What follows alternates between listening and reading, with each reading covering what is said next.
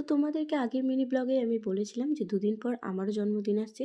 তো finally 19শে December আমার জন্মদিন, আর 18ই ডিসেম্বর রাত 12টার দিকে আমার বোনরা সারপ্রাইজ প্ল্যান করেছিল। তো আমি এখানে ঘুমিয়ে পড়েছিলাম বাইরে, কারণ ওরা ঘর ডেকোরেশন করতে ব্যস্ত থাকায় আমাকে বাইরে বের করে দিয়েছিল। তো বাকি ভিডিওটা আমার বোনই করেছিল, কারণ আমি ঘুমিয়ে গেছিলাম। এরা তিনজন মিলে সারপ্রাইজ প্ল্যান করেছিল, খুব সুন্দরভাবে ডেকোরেশনটা করেছিল। তো এখানে আমাকে 12টা বাজার 5 মিনিট আগে ঘুম থেকে উঠিয়ে সিমি আমার চোখে কাপড় বেঁধে আমাকে সারপ্রাইজটা দেয়। তারপর আমার পুরো ভিডিওর ক্লিপ নিতে ভুলে যাওয়ায় আমি তোমাদেরকে দেখাতে পারলাম না আমার যেটা রিয়াকশন ছিল আর কি, ঘরের ডেকোরেশনটা দেখার পর।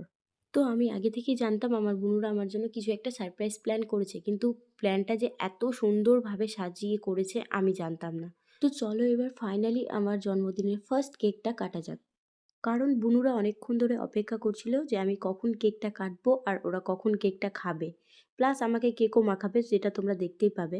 তো সবার প্রথমে আমি কেকটা খেলাম, কারণ কেকটা খেতে অনেকটাই ভালো ছিল, আর আমি তো কেক খেতে ভালোবাসি, আগের ব্লগেই তোমাদেরকে বলেছি। তার বুনুদেরকে বললাম এদিকে আয়, তোদেরকেও একটু কেক খাওয়াই। তো এখানে প্রথমে আরোহীকে আমি কেক খাইয়েছিলাম, তারপর সিমিকে, তারপর স্মৃতিকে, তারপর বৃষ্টি ছিল যে ক্যামেরা ধরেছিল, তাকে আমি দেখাতে পারিনি ভিডিওতে।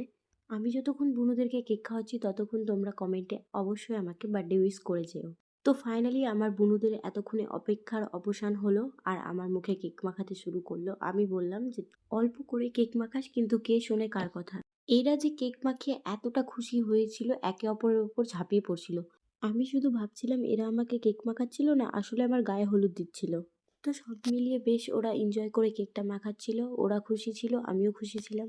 তো যতক্ষণ এরা আমাকে কেক মাখাচ্ছে ততক্ষণ অবশ্যই তোমরা আমার চ্যানেলটাকে সাবস্ক্রাইব করে দিও, কারণ আরও মজাদার মজাদার ব্লগও দেখতে পাবে তোমরা, আর এন্টারটেনমেন্টও হবা।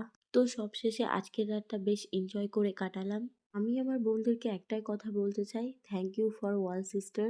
সবাই সুস্থ থেকো, ভালো থাকো। আজকের মতো এইটুকুই, দেখা হচ্ছে পরে একটা মিনি ব্লগে। টাটা।